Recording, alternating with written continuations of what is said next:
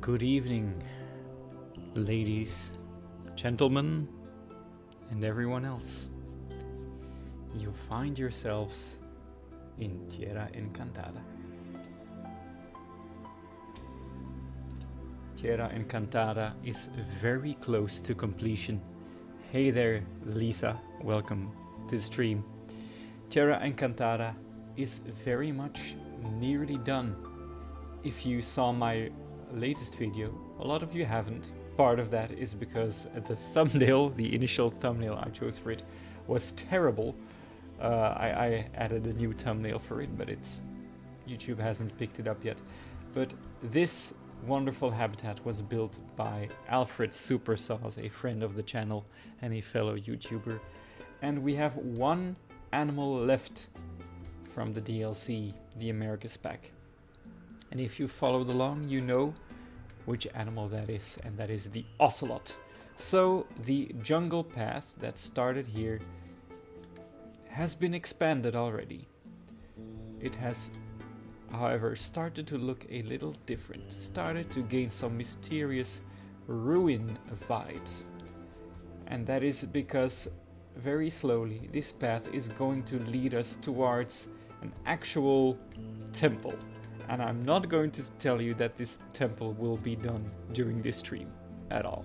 What I'm going to tell you is that during this stream I will start laying the groundworks of this tunnel and the Ocelot habitat.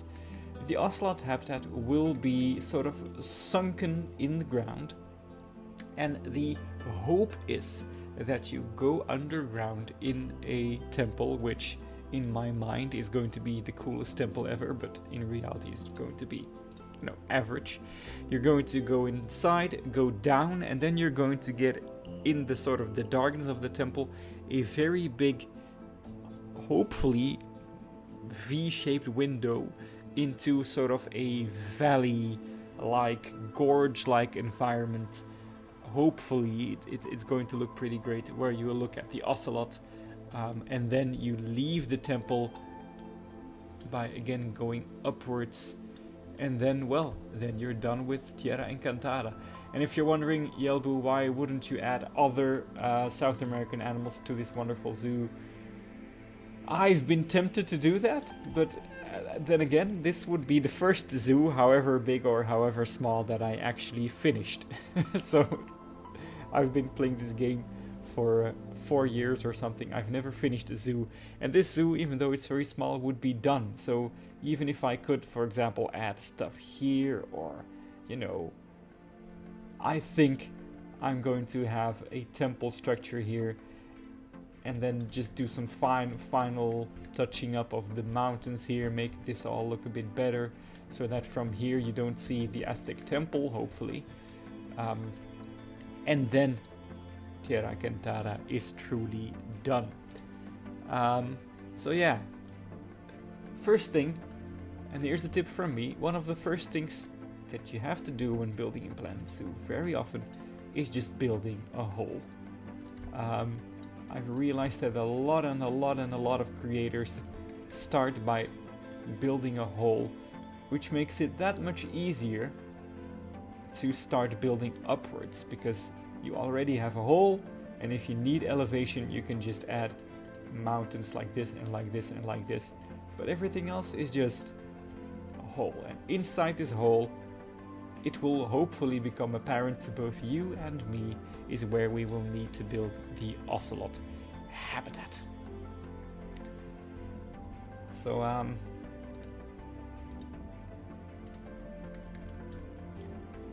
I think first things first is we're going to have to make sure that there's actually a habitat gate somewhere, so that we can actually have the habitat, and I feel like it should be here-ish and the habitat should be here-ish.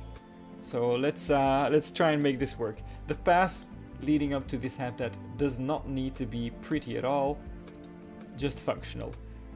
This is all hidden behind the scenes, no effort is going to put into this whatsoever.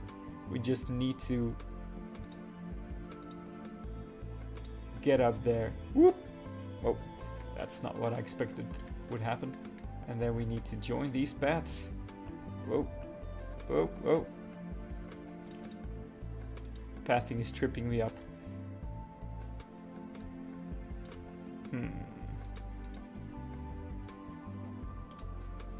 Alright, we'll make it work. We'll make it work. A classic Planet Zoo combat with the pathing system. You know, that's when you know it's a Planet Zoo stream. When the streamer is fighting with the pathing.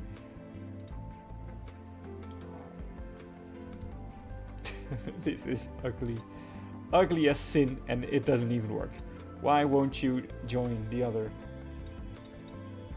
This is not how I intended the Ah, come on. What's happening? This stream very quickly went from a cool, chill... This is the opposite so far of a cool, chill Planet Zoo stream, and it's already me in heavy combat with... Oh my god.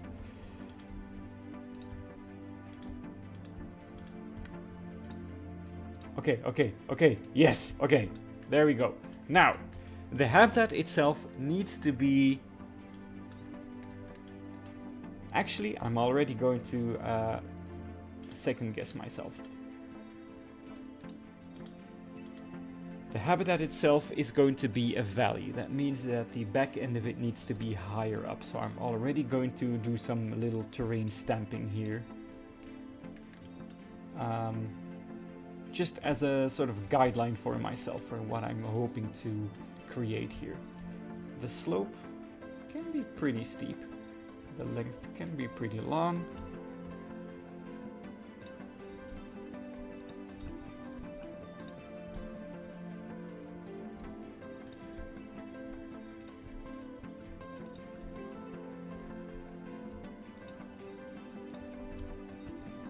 Okay, that's already pretty sizable for an ocelot habitat, so let's leave it at that. And then we're just going to make sure there's some raised terrain here at the back as well, which is going to be, you know, you guessed it, a temple here at the back. Then we place the habitat gate. Please let me place the habitat gate. Oh, there, through some strange magic, it did eventually work. Hi there, by the way, Mr. Alfred Supersauce. Welcome.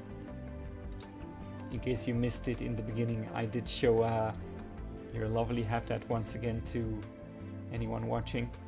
Although the monkeys at the moment are gathering here, I hope. We don't have some strange climbing glitch. Nope, it's all still traversable for them.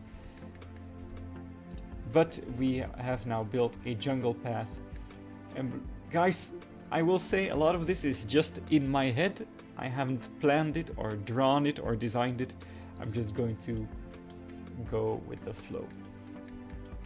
Now, what I also know is that I want a very, very big viewing window, which will have sort of the same shape as what you're seeing here. Like this, then a straight one, and then like this. So I think we're going to need some very big glass panes. And I wonder if those very big ones, those are very big. But those are too small for what we're hoping to achieve. How does this make me feel? This is too big, right? This is too big.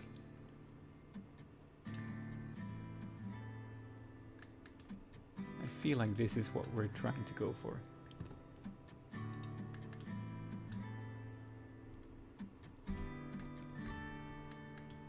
Let's put the glass in first before we do anything else, so we have a general sense of what this needs to be.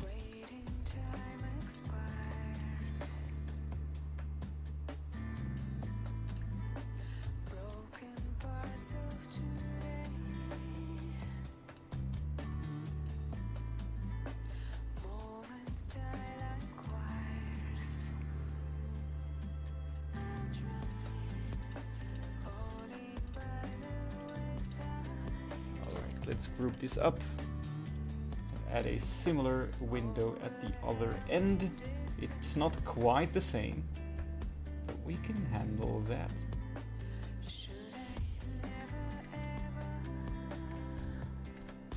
Is it intersecting though? Is it? This is tough to see, but it's not. Now it is, I believe. Let's move it back.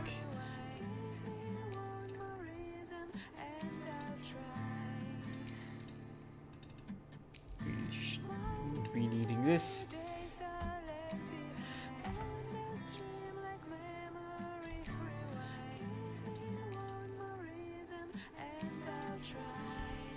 And then the very big window. Let's have it start here.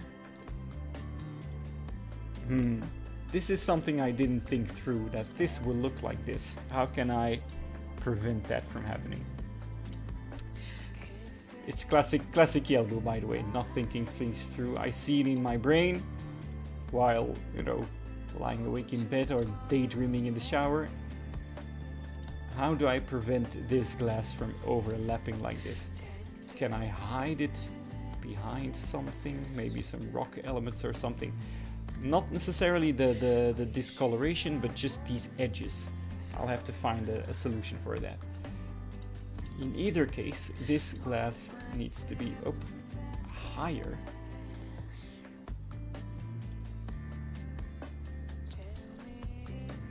This is probably enough.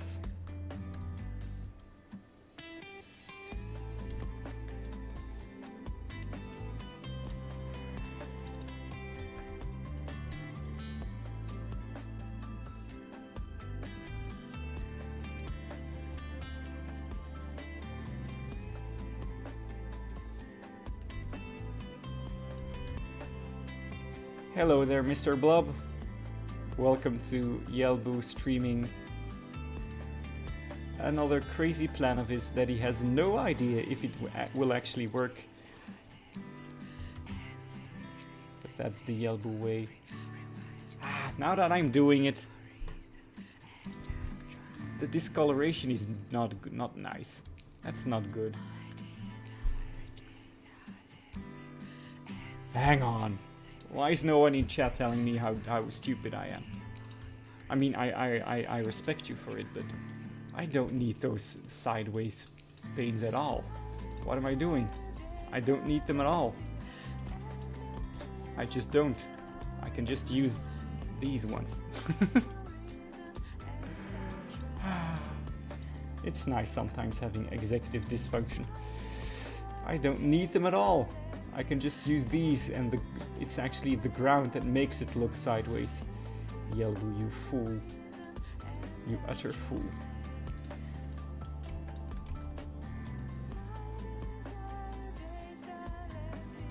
I can't believe I made that thinking mistake there. But there we go. It looks exactly the same and no overlapping. That's how you play Plant Zoo too. That's good to hear. There's dozens of us, I tell you. But at least, Blob, I think you understand that creating this had no need for sideways window panes. I don't even need these. Why can't I select this? There we go.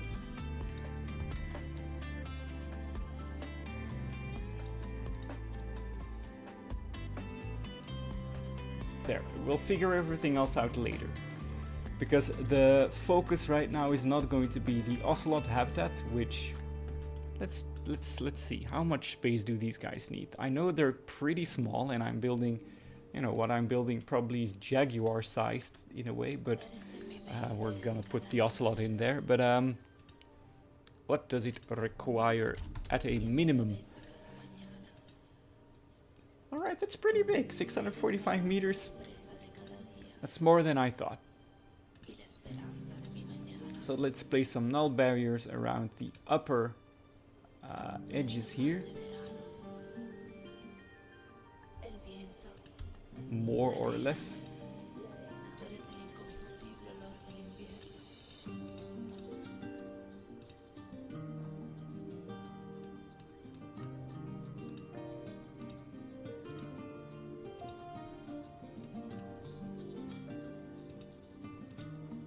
Oh, nope.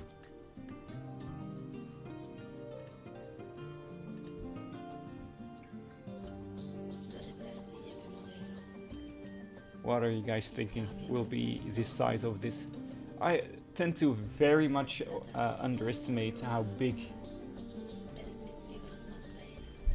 Hang on, 672. Executive dysfunction time. Let's go. Process of elimination. Yes.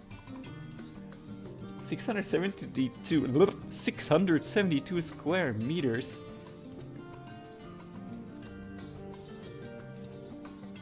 It's actually gonna be a pretty tight fit.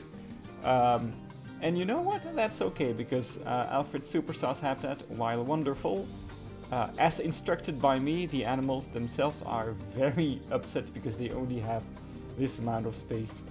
But that's okay. That's completely fine by me. So this is going to be fine. Now, all of this is going to have to take place underground, under a temple, and this is going to be open, with just some rainforest filling. So we can already start laying the groundwork here. You know, the shape of the path doesn't really matter.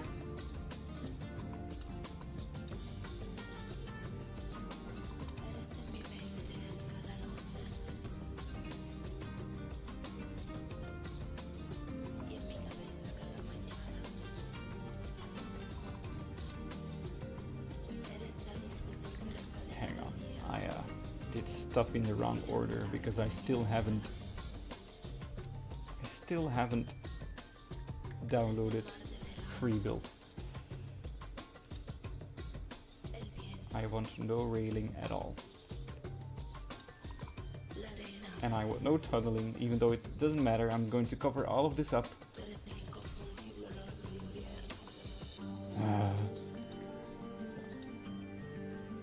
Fine, have it your way.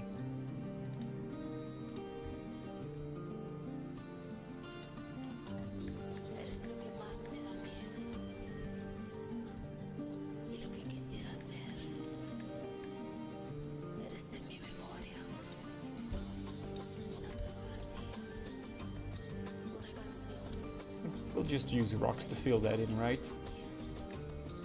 And now we can complete the barriers.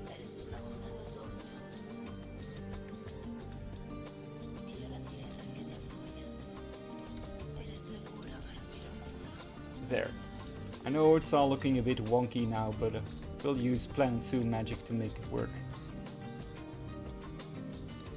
Elephant grass and the like. There. Alright, so that should give me an idea of where the pathing is.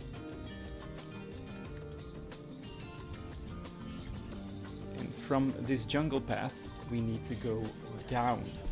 And I'm wondering, if you stand here, what you're going to see is like this pretty ominous pyramid-like structure, hopefully filling up this space pretty much.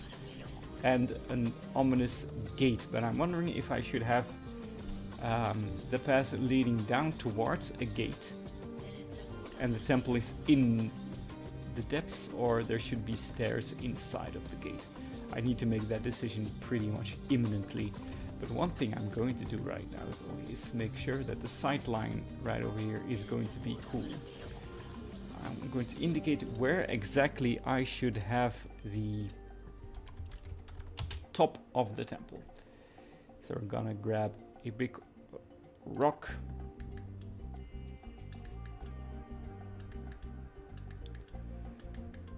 And I'm probably going to do twin temples, right?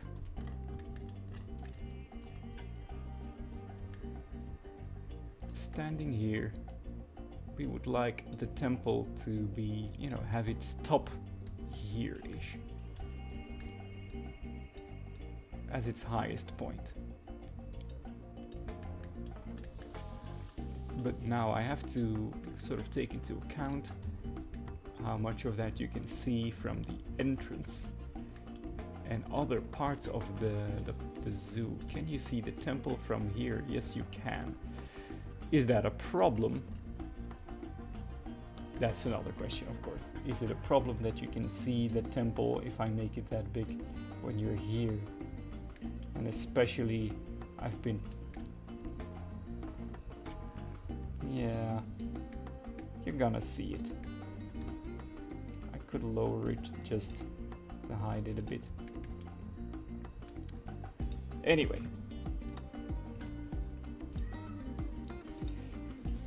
Anyway, guys, let me be real honest with you. I actually have no plan whatsoever. What you're seeing right now is Yelbu absolutely freewheeling it and thinking how he's going to tackle this. I might just after this stream be filled with regret and undo all of my work. Not by saving over it as I have in the past,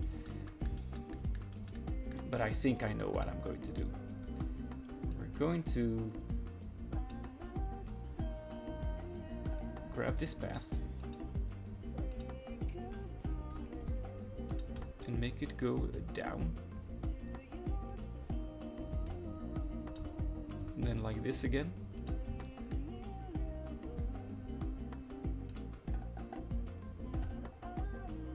Nope.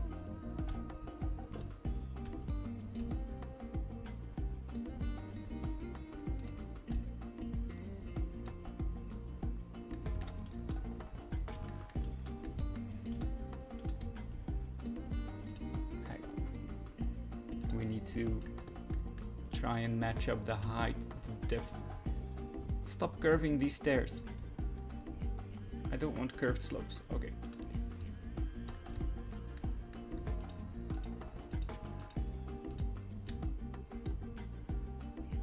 Ah, come on. What is it? It's... Oh.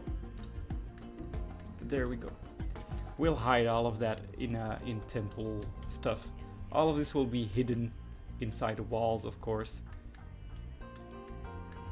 And now we're gonna do the same thing right over here.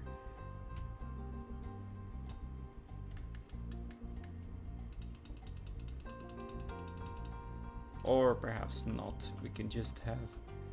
Since this is the end of the zoo, it doesn't necessarily need to be... have a big lead up. You're just leaving the zoo at this point.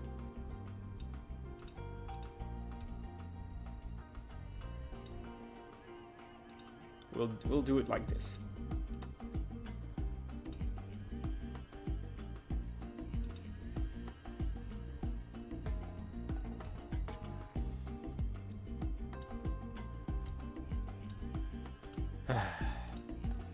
Oh, Planet Zoo.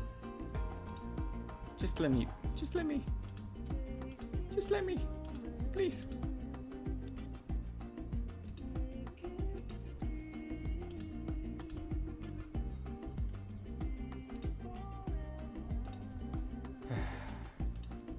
What am I doing?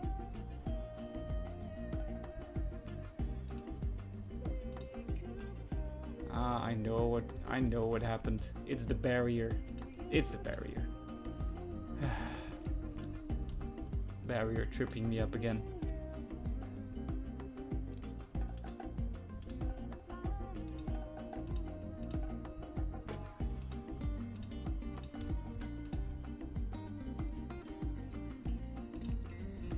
There. All of this again will be hidden, as I said, by temple structures. There we go. What shall we do first, guys? Do you want me to build the habitat first? Do you want me to build the outside of the temple first, or the inside, or just do some random jungle stuff? Because I have to say, building this jungle path has been one of my favorite things to do in the whole park. It's just so much fun. And I wish it looked even better. I wish the lighting did me more favors here.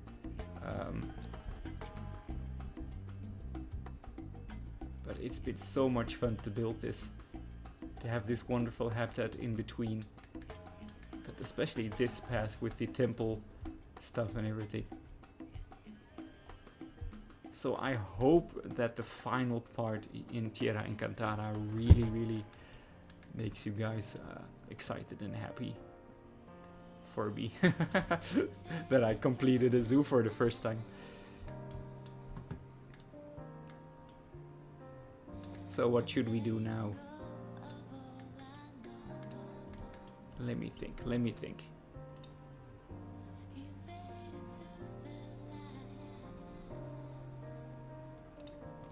Be sure to shoot any ideas of how to construct this. I think perhaps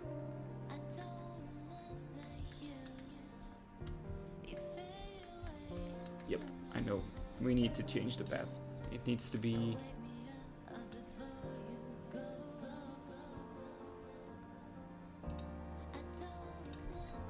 we'll stick with it.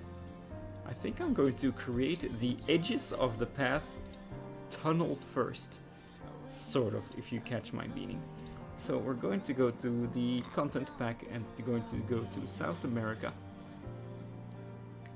And I just want to start working on the interior walls alongside the path first. And again, I'm freewheeling very much. But I hope you appreciate this process along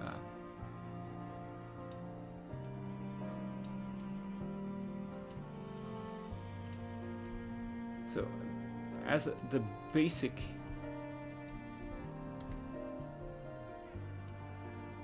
you can just do something like this up until, you know, this corner here. And we're going to copy it over to the other end.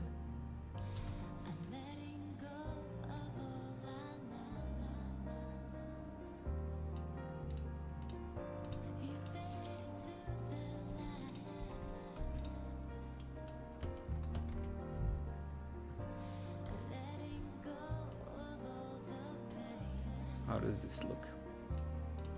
Does it look bad if you mix them? Nah, we can hide it behind something.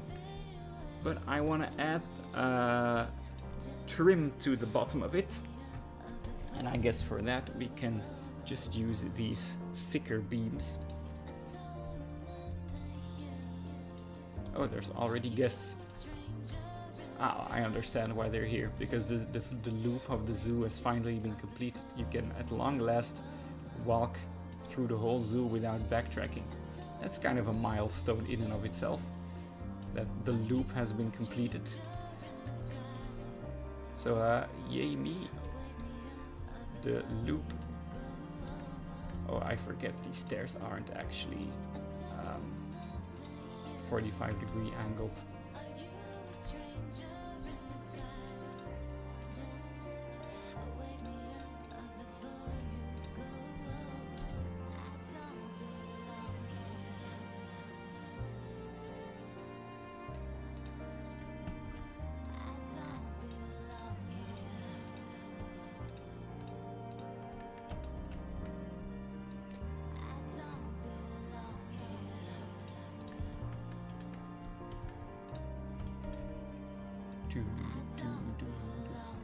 What you're listening to, by the way, guys, is very important music to me. Hey there, Eru. I like to listen to Yelbu, so relaxing. Thank you so much. Oh my god, you're making me blush. Finally caught a live stream. Yeah, the Tierra Encantada live song, believe me, it has, in my household here with my partner, it has sort of gained its own life a bit. We sort of sing it to each other now and then. But thank you so much for your compliment there, for watching Tierra Encantada. It's been a really fun project. And yeah, the music that you're listening to right now, guys, it was one of the YouTube videos that I played the most when I was admittedly struggling to get through college, pretty much. The final throes of it, writing my master thesis and everything. It took me a very long time to finally get there. And I remember this particular video, it's like sort of a promotional video for Mexico or something. Like very beautiful footage from, I believe, exclusively from Mexico. And I just watched it all the time while studying and writing and procrastinating mostly. But yeah, it's just kind of nostalgic for me.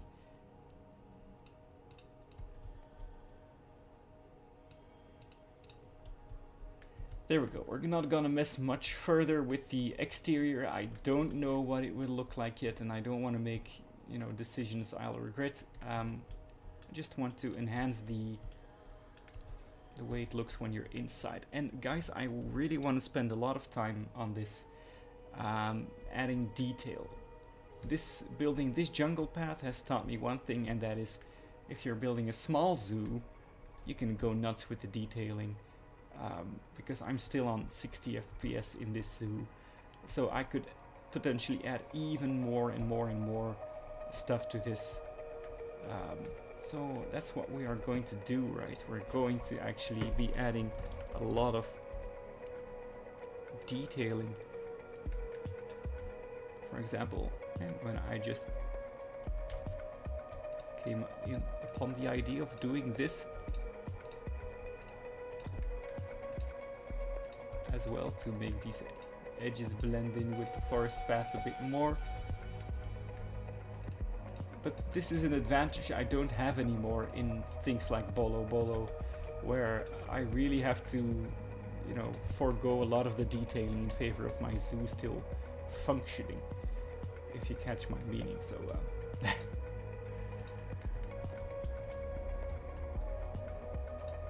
so even this path itself needs to be replaced by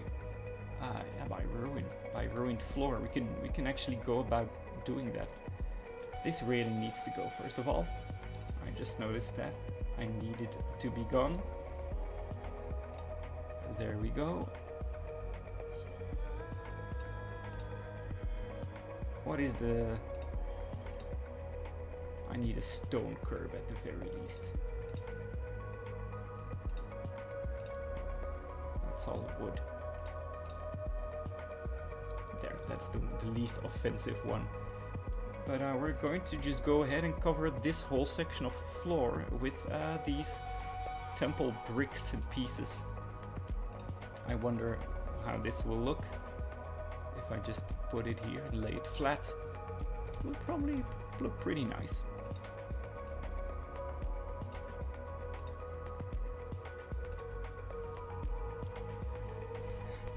We have a student of mine in chat. He's back.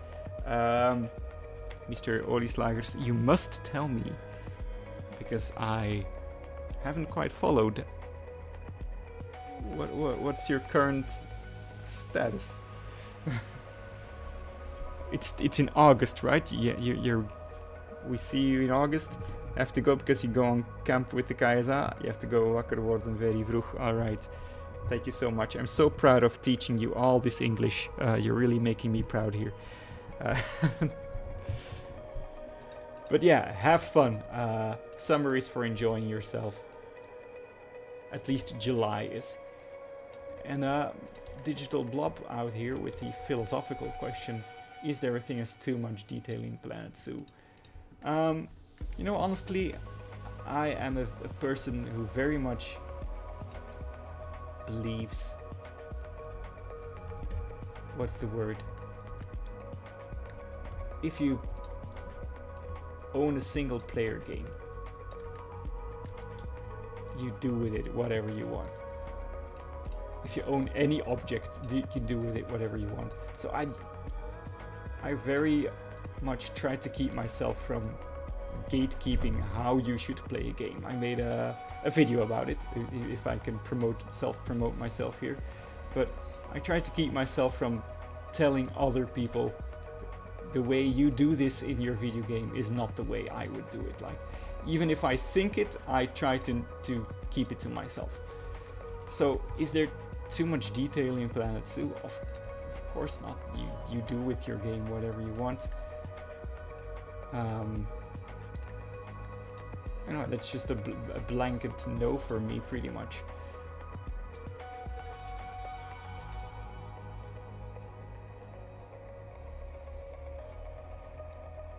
21st, 22nd. All right. Good luck. May the force be with you. Yeah, just to save your PC, obviously there's a thing like too much detail, but even if your PC cannot run your zoo anymore, someone out there will be able to download your zoo. I guess the only cases where I would object to someone adding more detail in their zoo, if it's become like an unhealthy obsession of kind, then I would say, hey, your zoo is fine. Relax. Right? But if you get something like Just Goron, who is an icon and a legend, the detail that he has put into his Beekse Bergen project is ludicrous. I've been to the Beekse Bergen many times and I genuinely recognize whole parts of that zoo from his zoo. I go like, oh yeah, this is from Just Goron's zoo. He goes into detail so much, and I have so much respect for him, but I also sort of fear his brain, because if you're willing to put that amount of time and effort and dedication into these very small details, you know, what else are you capable of? I don't know what I'm saying. I hope the answer made some degree of sense. Let's have like a gold panel here at the end. I'm feeling a gold panel here.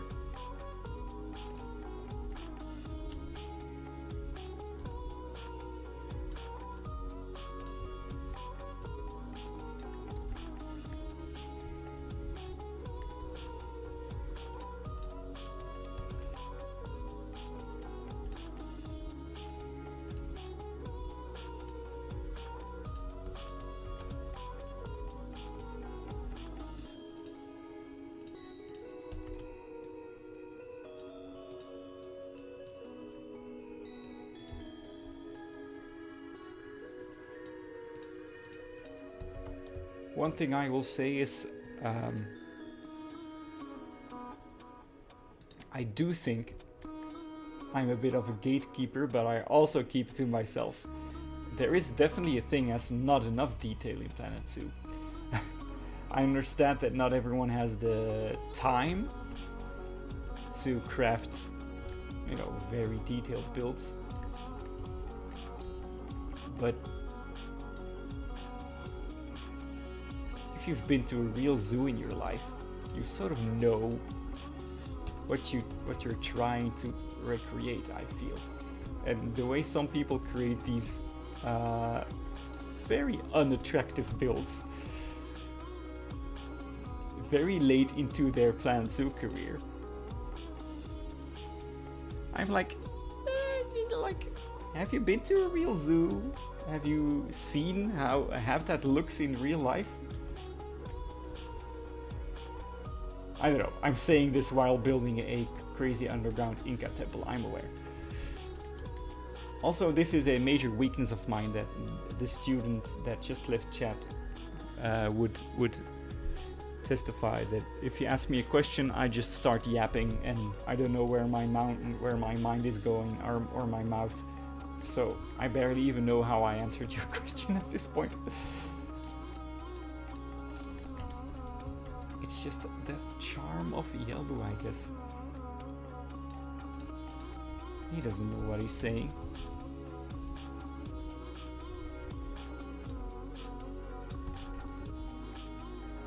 Why is it... this game confuses me.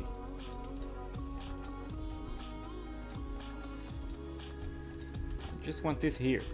That's all I want.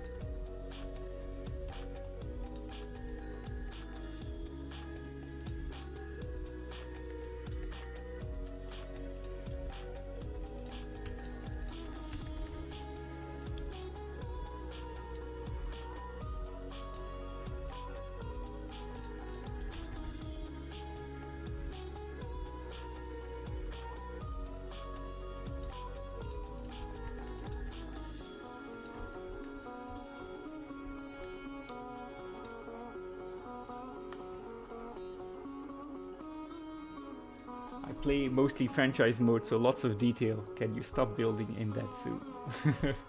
God, no, sorry. So lots of detail can stop you building in that zoo. That is true.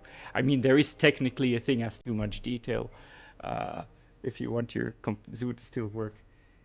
So Eru, the only franchise zoo you've ever built, is ugly as hell. Just functionality.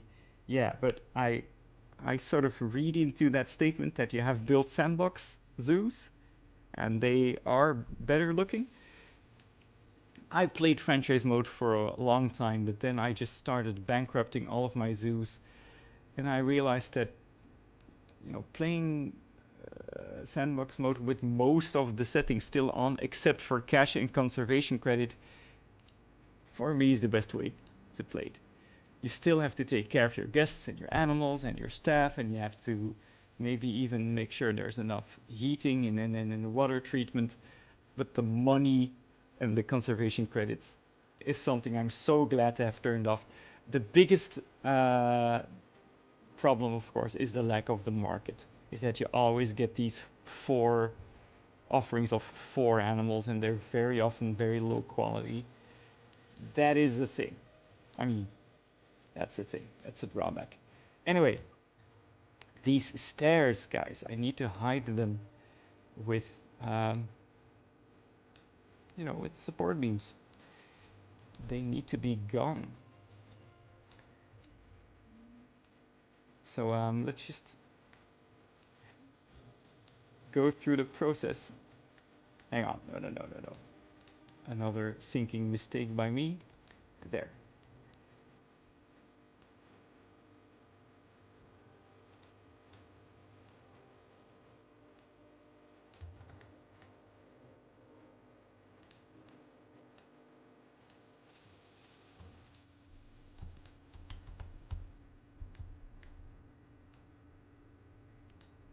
Like what I'm doing right now, is it too much detail?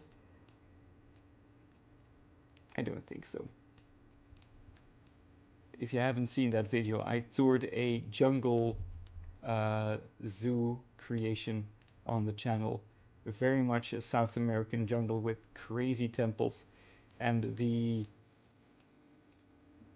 let's put it like this, I believe that guy spent 1,500 hours on his zoo, on that creation alone, which is more than my entire playtime of Planet Zoo, spanning like 7 zoos at this point.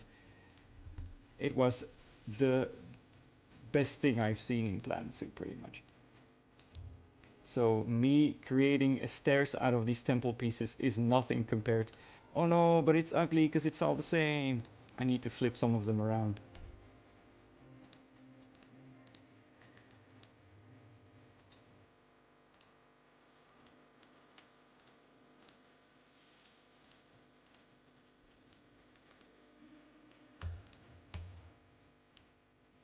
What am I doing? No. Yellow. Actually,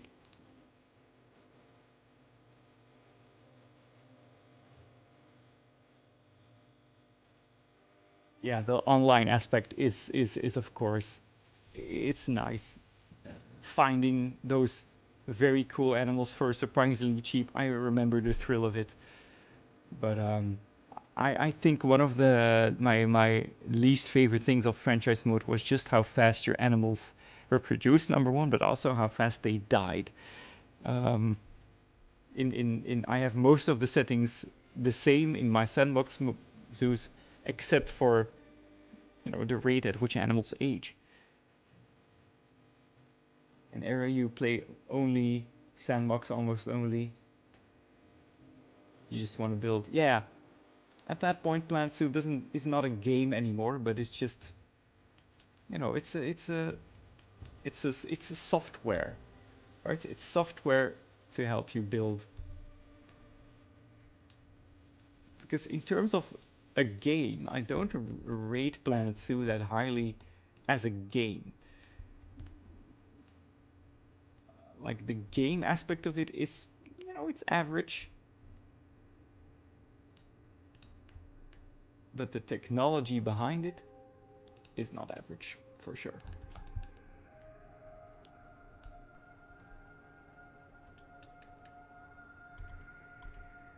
but like the actual simulation aspect and the way the guests are programmed and everything, I've had lots of problems with that for a very long time since starting to play the game. But just for being technology that allows you to, you know, build to your heart's content and create these visions in your head and have them come to reality, it's unbeatable in that sense. And for someone with severe concentration issues, it's kind of liberating to have a game that keeps my attention and sort of satisfies me in a way that lots of tasks in the real world don't.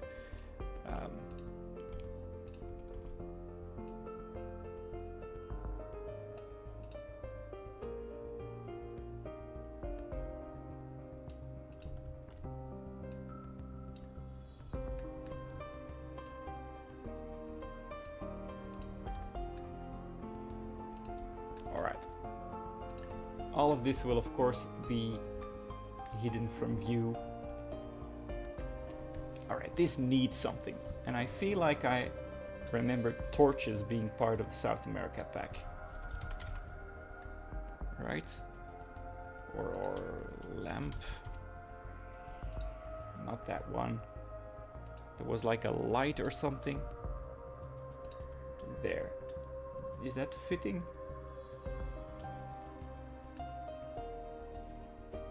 What would you connect it to?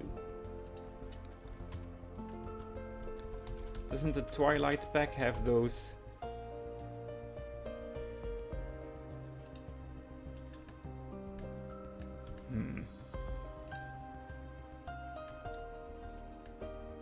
It's not really fitting with the South American vibe. You do that with the path steps also? That's good. I'm not crazy then.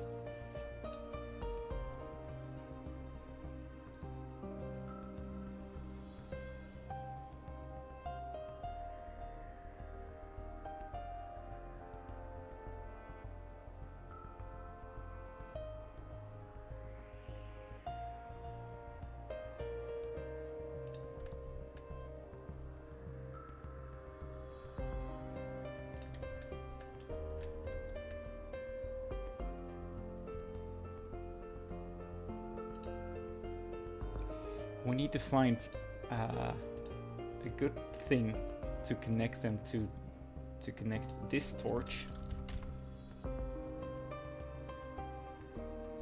Or is this one? Nah, that's too that's too cheerful.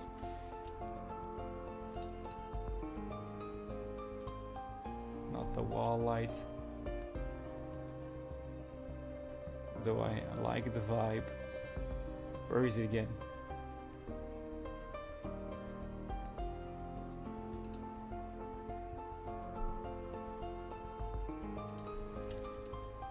There. I want to know how I can add this to the wall in a interesting fashion. Is there something here in the light section that will help me achieve this? Like something... I mean...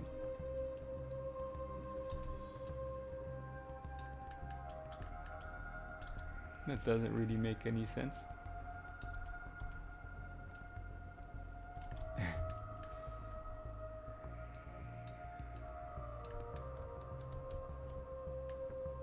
That's grounded into reality a bit, you could say.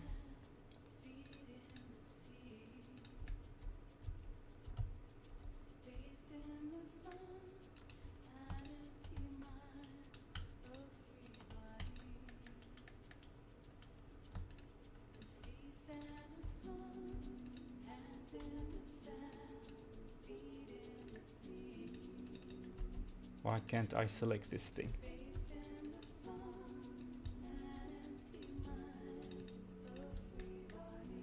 There.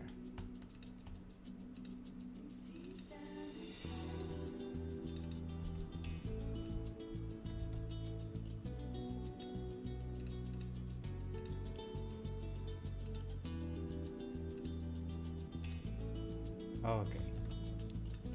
All this effort. I hope it was worth it. Let's put 2 of them right here.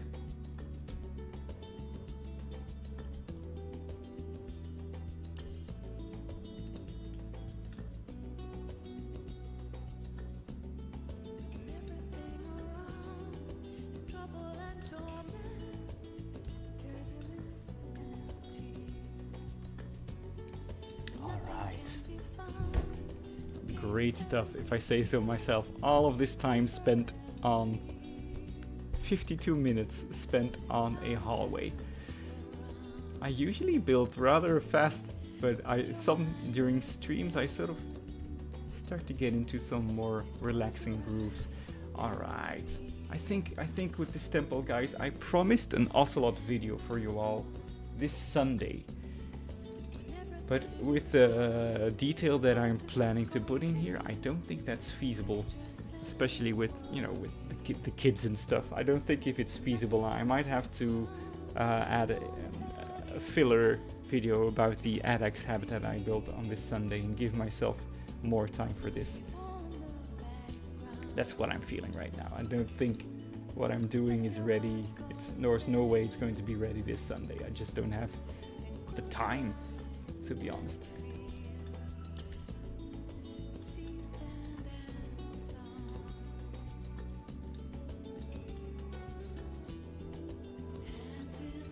I was just simply struck by inspiration by the lost city of Kalakmul, and I don't want to let myself down and build something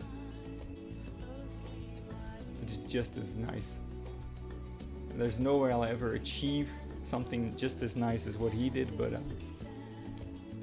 we could try.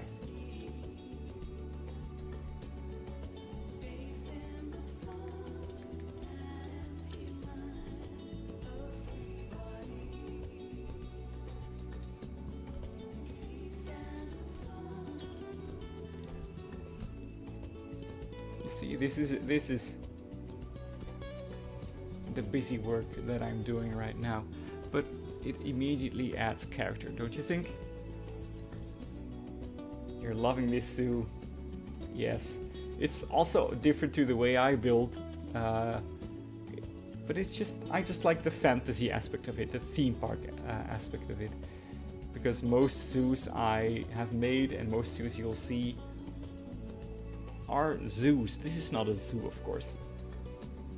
But I think my favorite aspect of this, if I, can blow smoke up my own behind, is that this is one of the first times I really planned a zoo before making it. Not every aspect of it, but I knew I wanted a loop with the animals in this order, moving through several biomes, and I knew what the biomes would be and the vibe would be. And all of the other creations I've made are very much chaos, and especially lack like a cohesion and a oversight, and it's kind of a shame. I'm very proud of Bolo Bolo, but there's one thing that zoo is not, and that is, organized.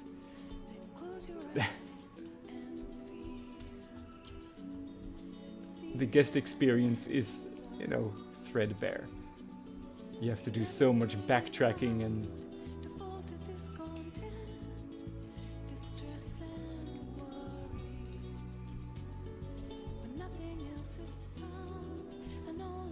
that being said, I might be pushing the detail here a bit.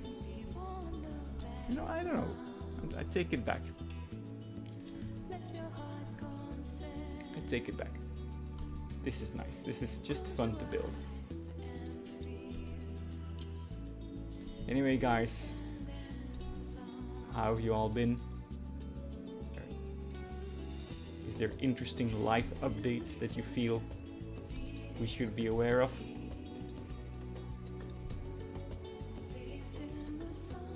I know summer vacation is here for those who are affected by it. That's great news. I certainly am one of those affected by it. although not much has changed since I was already on parental leave the past few months, so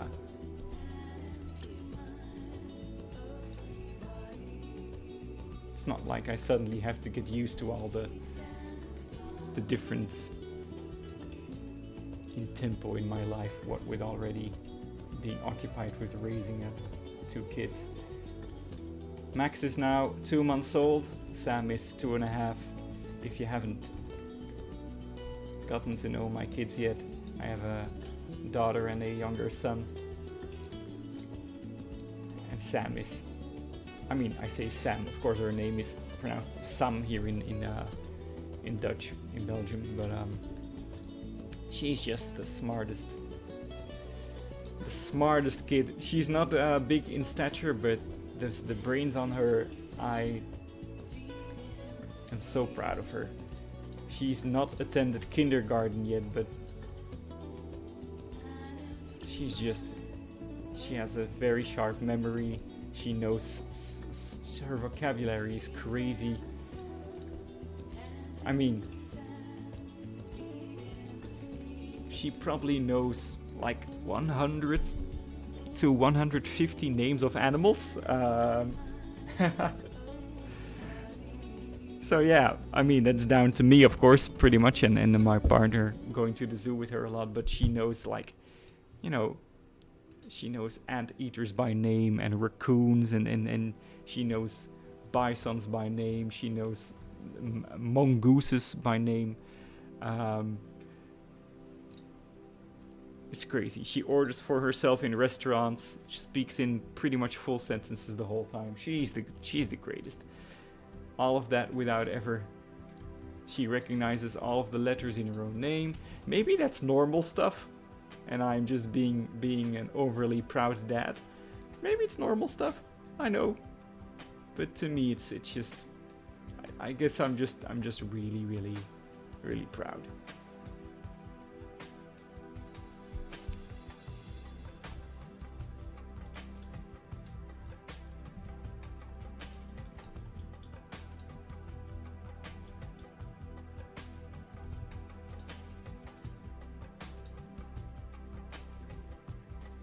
You miss those days. Your daughter is 17 now. Oh, wow. Well done on surviving all the crazy years. I guess puberty is pretty much over at this point. I don't know. Everyone does it in their own way, of course. Yeah, I know these days are special. I'm trying to enjoy them as much as I can. And I know that I will... Like, Max is 3 months old, and already having been through that experience once of seeing a kid grow so much over the first year, I know we have to cherish every moment there. Okay, now guys, everything we just did, we have to do it again with these stairs. Isn't that just the coolest? But we could perhaps save some time by copying this over at the very least. Not you. Go away. I don't need you. I just need you. Go away. Why are these plants being selected? I have no business with you. Go away, plants. Would you stop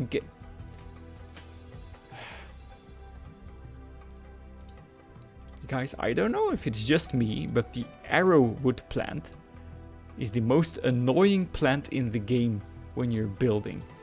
And I've had too many incidents with them for it to be coincidence. Something about the arrowwood plant in Bolo Bolo, the shadow trail that I'm making, where I'm making like a canopy of arrowwood on mesh, and it every single time it's just messing me up. The hitbox of it or something about it is just too big. And it just, whenever I want to click something, the arrowwood plant pops up and goes, "You mean me? You mean you want to click me? It's me, you mean, right? Hey, you clicked me, right?" And I'm just like, go away. Don't need you. If no one can attest to what I'm saying, then I'm just going crazy. But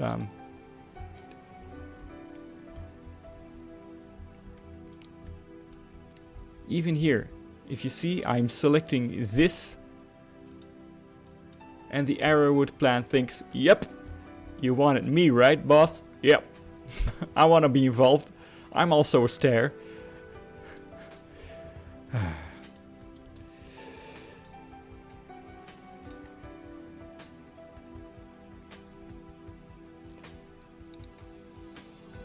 Yeah, the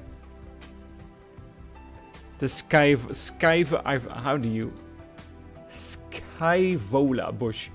Yeah, those two. I use them a lot, but they're annoying. I love arrowwood, don't get me wrong. But yeah, some of these plants have some programming glitches.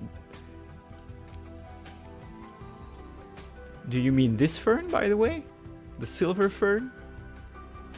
Because this is probably the best plant in the game, to be honest. I know Blob, I don't know if Blob is still in the chat, but the silver fern is so beautiful. You can use it anywhere, I feel. Anyway, let's not get distracted. I see we have some fans of the bushes here in chat.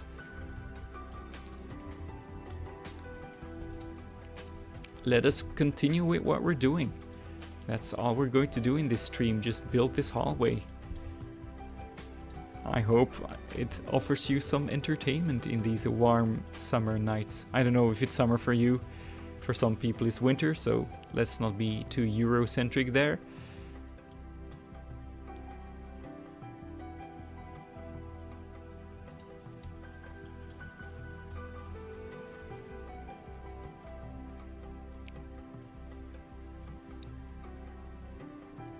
Hang on, I can do better. I can do better. There. Don't be satisfied with mediocrity, they say. Or at least I said it just now. This needs some trim and detail, I know. It will all arrive in due time.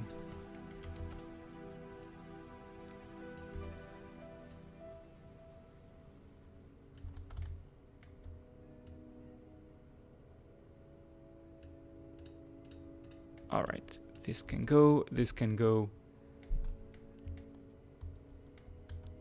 Let's grab. Nope. I'm glad that I clicked here and no arrowwood bush felt the need to get involved again.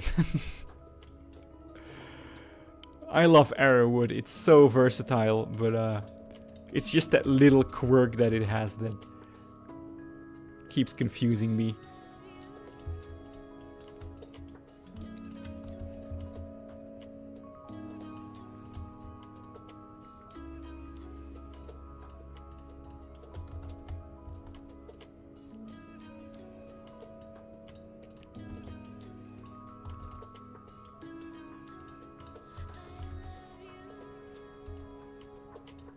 Hang on, no.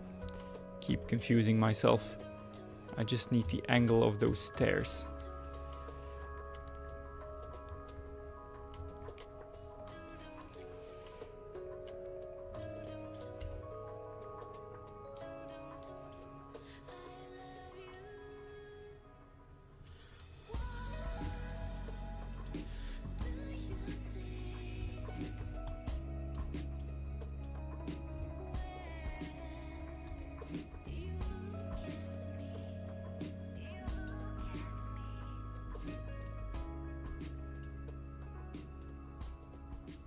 Hang on, this is breaking my brain.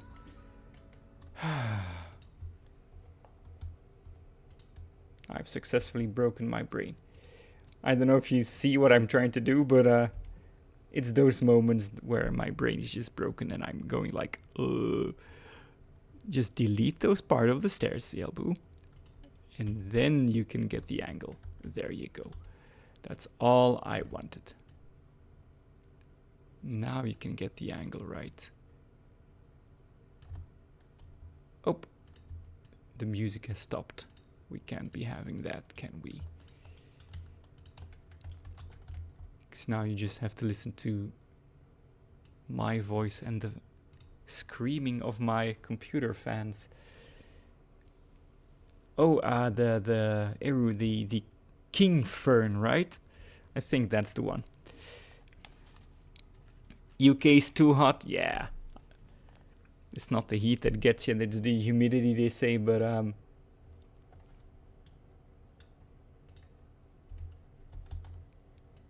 UK is probably my second most visited country in Europe, after, I believe, France, if I count correctly. Let's get some other music up in here. There we go. I might get copyright struck because this is some Baldur's Gate music. But yeah. Alright, so we got some UK people watching. I will admit, most of my time in the UK was in London, so I'm boring like that. But I am a big fan of the history and culture there. I've always wanted to go to Liverpool. I might be going to Edinburgh actually very soon. Fingers crossed. But just the culture and history of the UK has always been fascinating to me. And of course, as a Belgian, I live very close to you, so that culture is very familiar to me as well.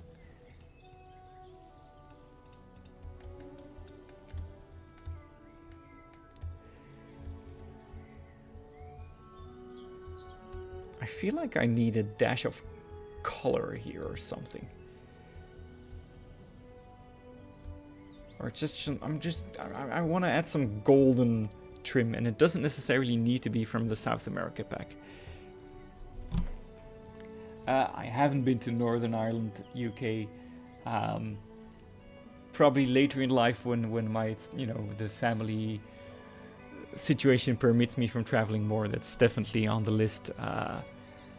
Definitely, Northern Ireland, Ireland in itself, which I know not part of the UK, but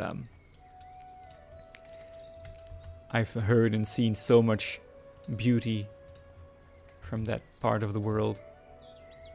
And of course, the advantage for me and many tourists is that you know the local language, which is not quite the same if I would visit like Portugal, for example.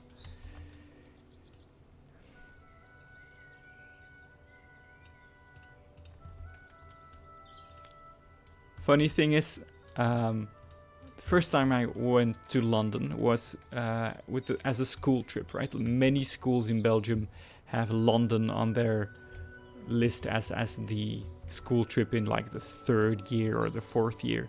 And I did the trip with my school. So I saw the whole, very much a speed run of London. And as a teenager, you're not impressed with everything, of course, and you're talking with your friends.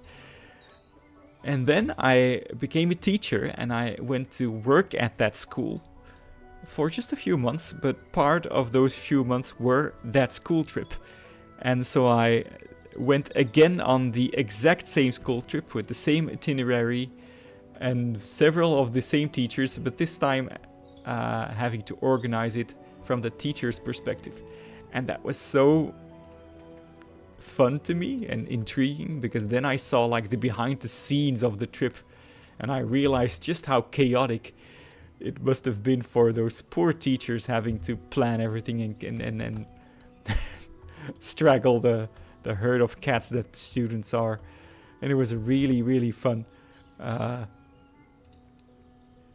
just one anecdote, which might not mean a lot to anyone watching, but I think it's a funny story nonetheless. We had this one English teacher. We called him, Den Dirks, which is pretty much, if I had to translate, just the Dirks, and just his last name was Dirks.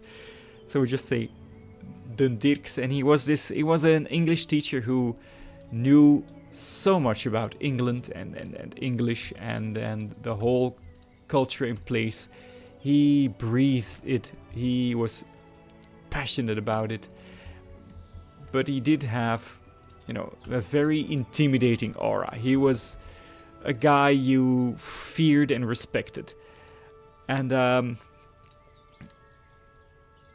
for a very long time, even after graduating, I remember talking with my friends, like, hey, remember Den Dirks? And we were all like, yeah, he was a good teacher, but he was scary.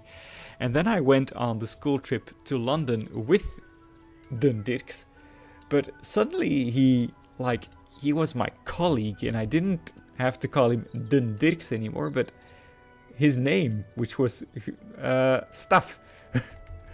And he used my name, and I used his name, and I remember, this might be a boring anecdote to you, but we went to the hotel where the teachers would sleep, and I said, I'm just gonna put my bag in my room, and he went like, that's okay, man, I'll see you downstairs, and he slapped me on the shoulder, and I walked away like, oh my god, Den Dirks slapped me on the shoulder and said, okay, man, to me. I was like geeking out, like this mythical figure just became a colleague and a friend of mine. But the story doesn't end there. For the next part of the story, you sort of need an understanding of the Antwerp dialect. And the stream is going to get a bit PG-13 at this point. But the Antwerp dialect is the one I'm most familiar with. And it was also the dialect that he, would speak pretty much even while speaking English. You could hear it in his voice. And the word for the male genital in the Antwerp dialect is Piet, right? But we were headed to the pub, and at that point in my life, I wasn't, I still am not, but I wasn't very experienced with alcohol and drinking and stuff. So what I had consumed at that point was like amaretto or something, just like these sweet liquors like cider and stuff, things that were alcoholic and looked fancy but were kind of sweet and sugary in taste. And he sat me down in the pub, and I was about to order amaretto, and he said, "You're not gotta get one of those girly drinks, are you?" And then he pointed at the whiskey and he said, wilt jij, I'll say it in Dutch first. Wilt jij whisky met Piet of zonder Piet? And I'll translate it while keeping the word intact. Do you want whiskey with Piet or without Piet? And, for those English speakers out there, you know that some whiskey, the creation of whiskey involves the material peat, which I sort of knew at the time. But what I thought he was asking me is, do you want whiskey that is like a man's whiskey? Like a whiskey that has balls and a penis? Or do you want a whiskey without one? Like a girly,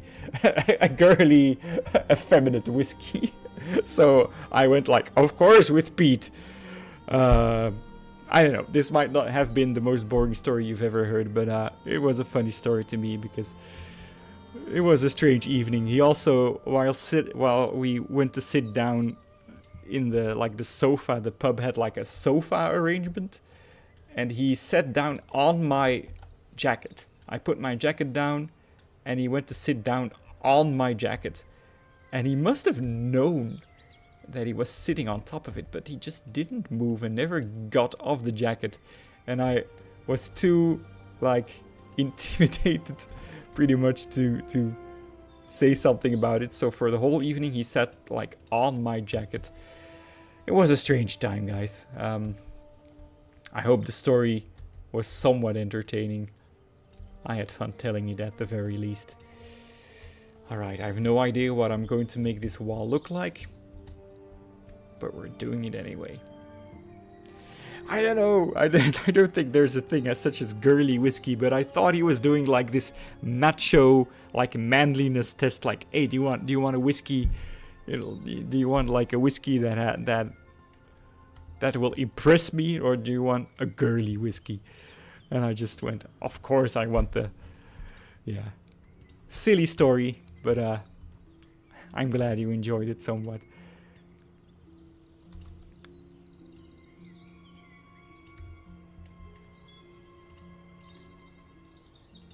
Anyway, this might be a bit too drab. What can we add to this to mix it up? We could just take like this same material and sort of start sinking it into there, and that's not too bad, to be honest. That makes less sense. No, that makes no sense, but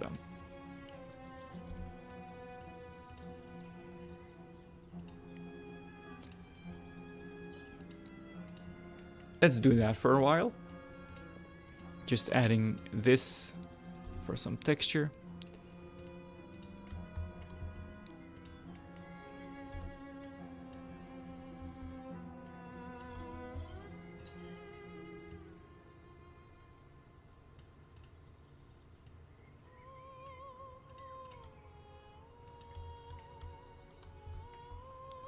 I wish there was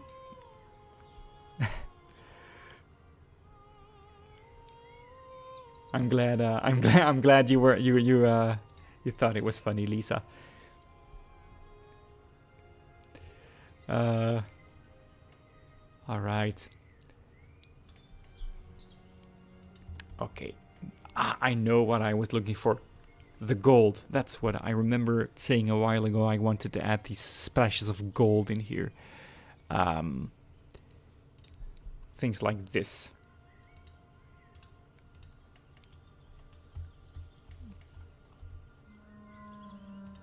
Let's just do this.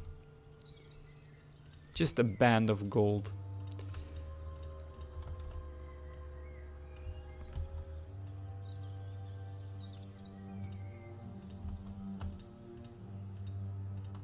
And use it at the other end as well. Hey, this is not a bad texture. Maybe it's even better than the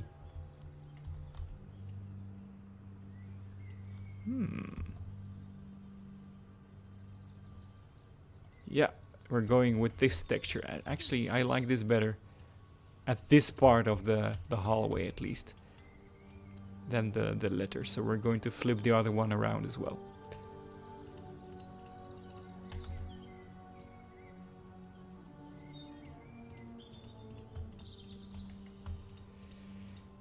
All right, let's move this whole thing a bit to here.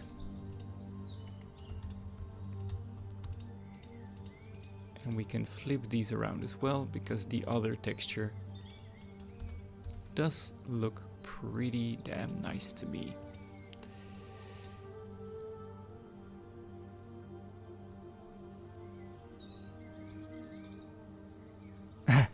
Some lianas or vines. Good point, good point. That's one of the pieces I very rarely mess with, because it's a lot of finicky stuff. And even though I might not look like it, that stuff makes me impatient. But yeah, vines. Not a bad call. And I feel like... By the way, this doesn't match up.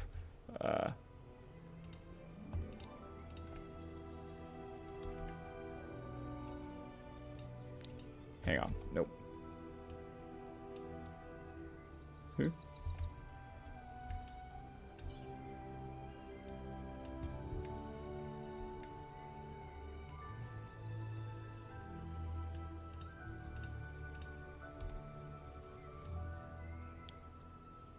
Speaking of the Baldur's Gate soundtrack, is there other...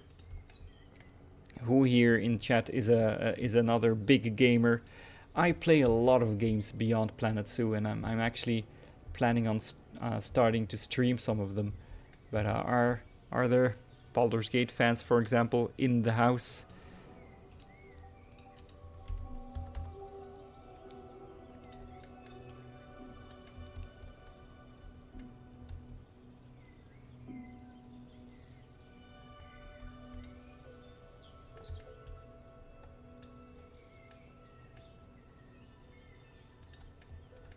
Oh, no, no, no, no. The roots are going to be better. For starters, these ones. This certainly adds some life.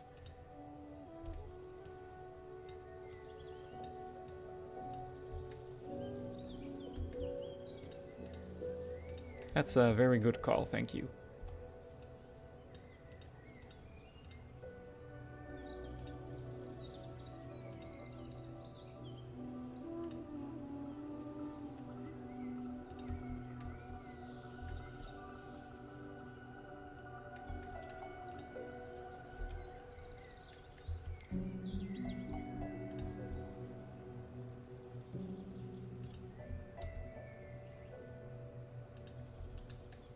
Just noticed I should do like this.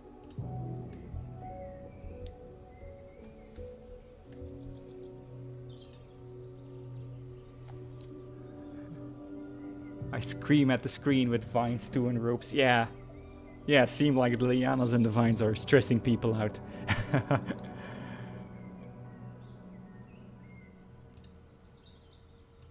Ah, another great gamer, yes.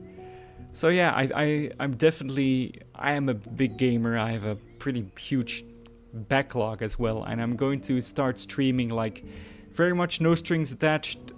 Trying to clear out my backlog. I feel like I need to play all of the games in my backlog a couple of hours at least, if it's, you know, just for finding out if I like them or not.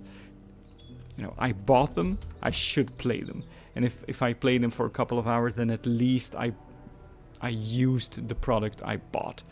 So that's the idea. And the first game I pretty much think is going to be Halo 2, because I've wanted to get started on that for a while. Ironically, it's not really clearing out my backlog, that one, because it's part of the Master Chief Collection, which is just one, you know, launcher.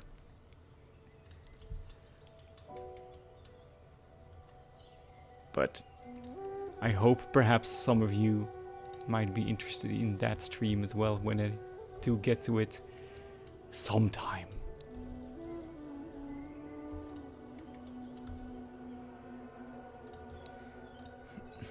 And I think I'm going to keep the bigger games that are in my backlog to, you know, to myself. Like, I don't want to commit to streaming a very big RPG that my audience maybe hopes for me to finish on stream. So I'm going to play the shorter games that I can, in all likelihood, finish,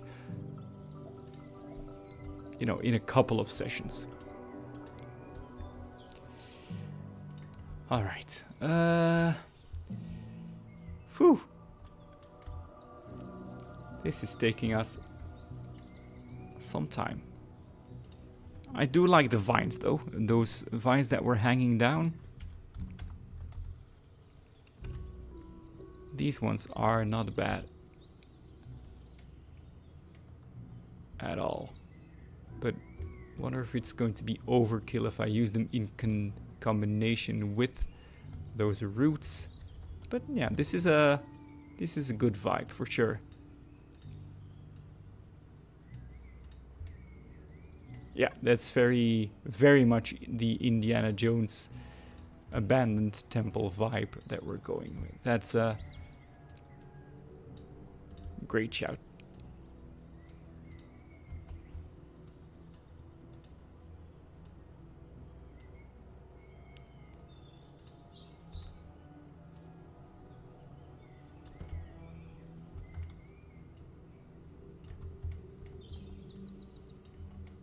Would this look any, you know, yeah, it works. It's not bad at all.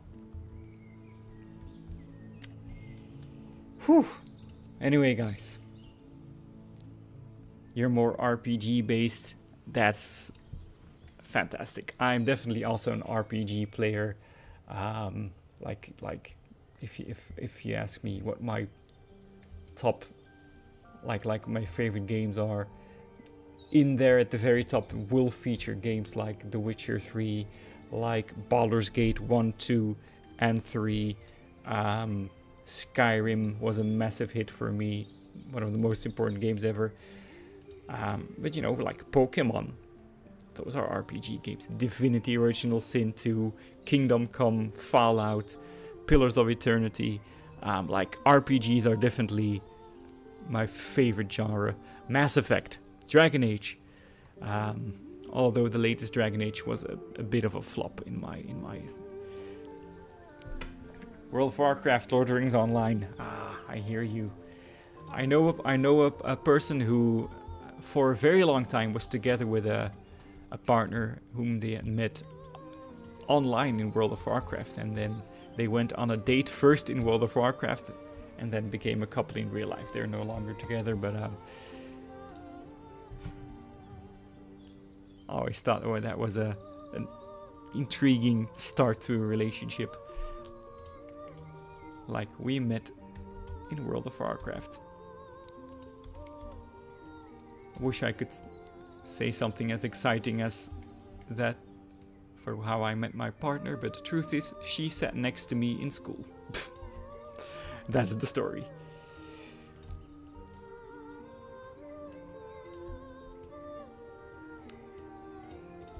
Alright guys, I do sense that I'm sort of reaching the end of my attention span here. It's getting a bit late. It's half past 12 here. Just for my sake, I at the very least need to take a break or something, but I think I'm just going to shut the stream down. If I do randomly come back later tonight, you know, que sera sera. But at this point, I feel like I need to clear my head a bit. Like 90 minutes of streaming seems to be the sweet spot for me. But I might be back later this week. There's no way in hell I'm going to finish the Ocelot Temple before Sunday. So I'll upload another video for you then. I'm trying to get back to making weekly videos again. And so yeah. Anyway, I want to thank everyone who has been watching, has watched, and will watch for spending time with me. You met your partner online 11 years.